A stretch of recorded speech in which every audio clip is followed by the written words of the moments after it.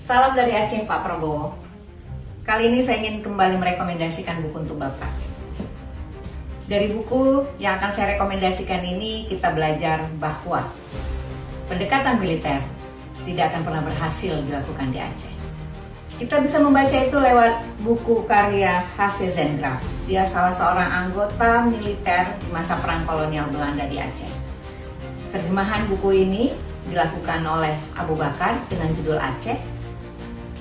Dia orang Aceh, Pak. Dan satu lagi dengan judul yang sama oleh Departemen Pendidikan.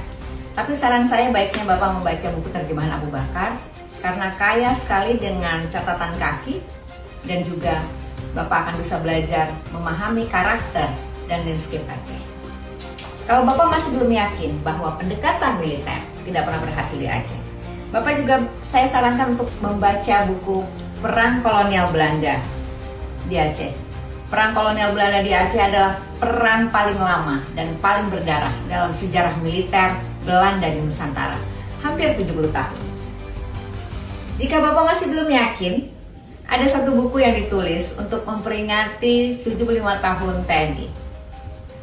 Di salah satu bab diceritakan bagaimana operasi militer berjilid-jilid dilakukan di Aceh dari tahun 50-an sampai tahun 2005.